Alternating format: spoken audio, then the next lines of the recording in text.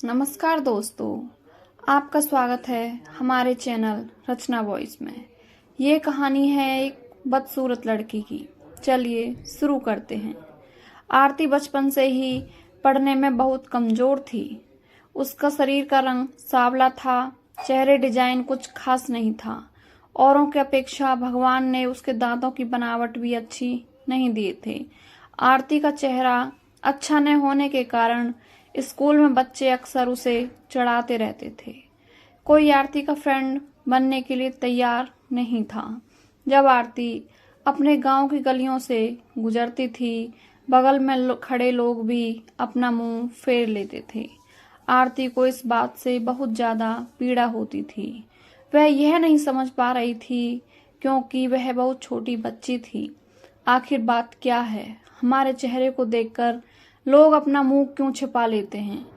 आरती जब स्कूल से घर वापस आती थी तब अपनी माँ से एक यही सवाल करती थी कि माँ, जब हम अपने स्कूल से घर आते हैं तो लोग हमसे ऐसे क्यों देखते हैं, और स्कूल में भी हमसे कोई बात नहीं करता, हमारा कोई फ्रेंड भी नहीं बन रहा है, अतः हमसे कोई बातचीत भी नहीं करता है। इतना बात सुनकर आरती की माँ की आंख में आंसू आ गए। वह फपक फपक कर रोने लगी, लेकिन अपनी बिटिया को यह नहीं समझा पा रही थी तुमसे लोग इतना घृणा क्यों करते हैं। माँ आरती से बहुत ज्यादा प्यार करती थी। गली मोहल्ले में आरती को मनहूस जब लोग बोला करते थे, आरती की माँ कड़े शब्दों में जवाब दे देती थी। आरती की माँ अपने कलेजे के टुकड़े को हर वक्त अपने साथ में रखती थी और जो भी उसे बोलता था उसके बदले में जवाब देती थी। आरती धीरे धीरे अपनी पूरी उम्र जीने की एक आदत बना ली और जो लोग बोल रहे थे उसके पीछे कुछ और सुनने के लिए तैयार नहीं रहती थी। बस अपने काम से मतलब रखती थी, पढ़ाई करती थी और वापस घर लौट जाती थी। धीरे धीरे आरती बड़ी होती चली गई।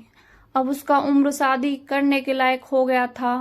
अब उसके पापा लड़का खोजने के लिए एक गांव से दूसरे गांव में जाने लगे, लेकिन जो भी लड़का वाला आरती को देखने के लिए आता था वह बिना पसंद किए ही लौट जाता था।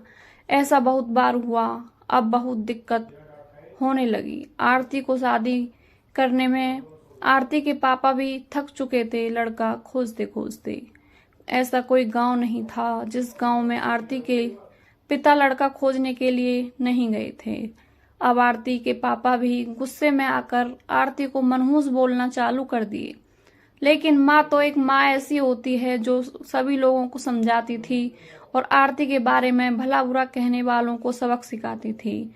भगवान ने भी आरती के साथ बहुत ही क्रूरता मजाक किए थे।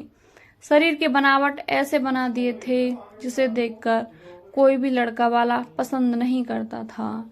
आरती भी इस बात को लेकर चिंता कर रही थी कि पापा हमारे लिए इतना दूर दूर तक जाते हैं लड़का देखने के लिए, लेकिन हमसे कोई लड़का पसंद नहीं करता है।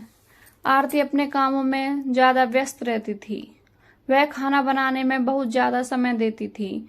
आरती की खाना बनाने में बहुत ज्यादा मजा आता था। आरती ने बहुत सारे खाना बनाने की रेसिपी के बारे में जानकारी हासिल कर ली थी। इसके लिए उन्होंने किताबें, रेडियो, टीवी चैनल पर वीडियो देख ली थी। आरती के द्वारा बनाया गया खाना बहुत स्वादिष्ट और टेस्टी होता था। आरती की तारीफ उसके चेहरे से कोई नहीं करता था, लेकिन उनकी खाना बनाने की जो तारीफ का था, उनको खाने में जो स्वादिष्ट था उसे हर कोई तारीफ करता था। खाना बनाने में आरती के जितने भी आजू बाजू औरतें होती थी उन सभी औरतों में बहुत ज्यादा फेमस हो गई थी। जिस औरत को लगता था कि आज नया खाना बनाना है और कुछ नया आइडिया इसमें टेस्ट लाना है, तो आरती के पास में आकर जानकारी लेती थी। बहुत सारे औरत यह सोचती थी कि आरती के द्वारा बनाए गए खाने को हम सीख लें, लेकिन यह उन सभी के बस की बात नहीं था। आरती के हाथ में ऐसा टाइमिंग जादू था जो आरती के इस कला को कोई सीख नहीं पाया। आरती का जीवन और उसका लाइफ चक्र उतार चढ़ाव में कटता रहता था। माता पिता और रिश्तेदार बहुत कोशिश कर रहे थे कि आरती की कहीं न कहीं शादी हो जाए। बहुत कोशिश के बाद माँ पापा ने एक लड़का वाले को मना लिया था। वे सब आरती को देखने के लिए घर पर आने वाले थे। आरती को इस बात की खबर लग जाती है कि हमारी शादी होने वाली है। आरती दुखी हो जाती है और गुस्सा करने लगती है और आरती रोती हुई कहने लगती है कि आप सब इतना सारे लड़के देखने वाले के लिए बुलाते हो, लेकिन कोई हमें पसंद नहीं करता और जो भी आता है हमारी मजाक बनाकर चला जाता है। आप सबकी बदनामी होती है। गांव समाज के लोग बोलते हैं कि लड़का वाला देखने आया था और आरती को पसंद नहीं किया। गांव वाले भी कहते हैं कि पता ना उसके मम्मी पापा कैसे उनको जन्म दिए हैं कि इस मनहूस को कहीं शादी ठीक नहीं हो रहा है। आरती की माँ ने आरती को समझाया कि शादी में अक्सर ऐसे होते रहता है। हर कोई किसी को पसंद नहीं होता। जिसे तुम पसंद आ जाओगी तो तुमसे शादी जरूर कर लेगा। तुम अपना ख्याल रखो, तुम अपने आप पर ध्यान दो। कौन तुम्हें पसंद करेगा या नहीं करेगा यह तुम उनके ऊपर छोड़ दो।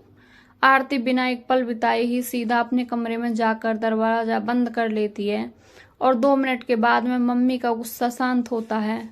तब आरती के मम्मी को अपनी गलती का एहसास होता है। उसके मम्मी आरती के रूम में तरफ गईं और दरवाजा खोलने के लिए बोली, लेकिन आरती ने अपने रूम का दरवाजा अंदर से बंद कर लिया था।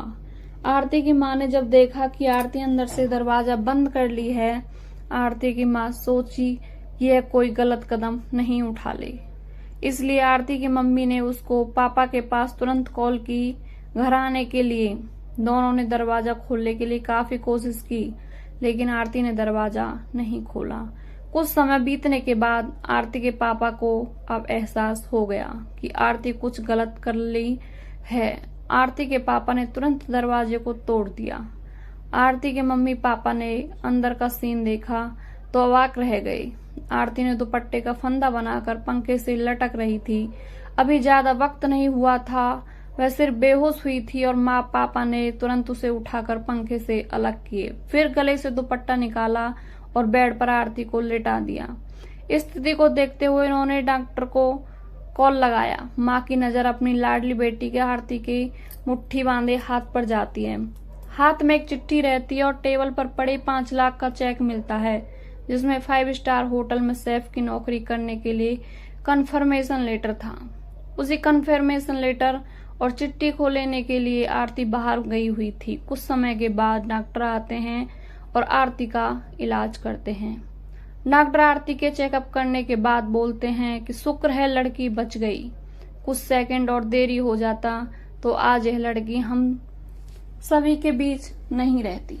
आरती बेड पर बेहोश अवस्था में पड़ी थी। डॉक्टर ने बोला कि आरती धीरे धीरे कुछ घंटों में ठीक हो जाएगी। मैं दवा लिख दे रहा हूँ, जिसे आप मेडिकल स्टोर से मंगा लीजिए। माँ और पापा ने उस चिट्ठी को खोलकर पढ़ा, जिसमें कुछ इस प्रकार से लिखा था, मम्मी और पापा, मैं जानती हूँ कि मैं जन्म से लेकर आज तक कोई ऐसा कार्य नहीं की जिससे आप लोगों को गर्व महसूस हो, लेकिन मैं आपको बताना चाहती हूँ कि मैं खाना पकाने में नेशनल लेवल कंपटीशन को जीत चुकी हूँ।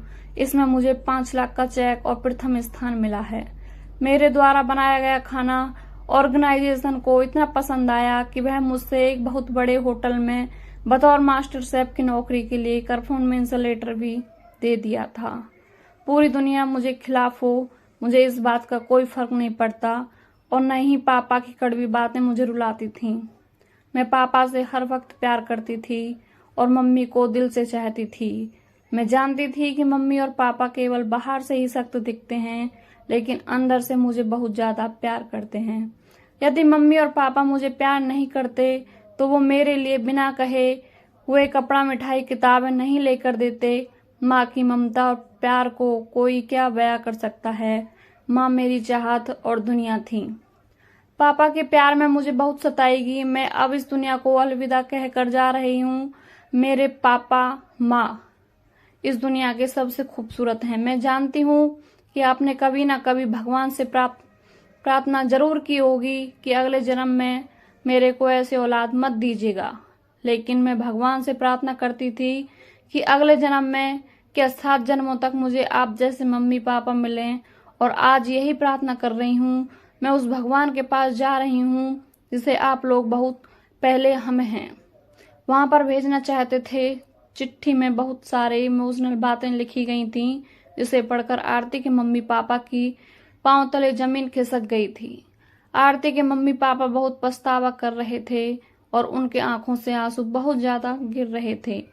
आरती बेड पर भीड़ पड़ी हुई थी। उसकी माँ उसके सिर पर हाथ फेर कर रो रही थी। पिता को बर्दाश्त नहीं हो रहा था, वह भी आरती के लिए जोर जोर से चिल्लाकर रोने लगे। आज के इस कहानी से हमें यही शिक्षा मिलती है कि हमें कभी भी दूसरों के बारे में कमेंट नहीं करना चाहिए। भगवान जो भी उस व्यक्ति को दिए वह कुछ सोच समझ कर ही दिए होंगे। दूसरों पर कमेंट करने से पहले खुद को भी देख लेना चाहिए कि हमारे अंदर कितना अवगुण है। हमारी दोस्त स्टोरी आपको कैसी लगी हमें कमेंट करके जरूर बताएं। धन्यवाद।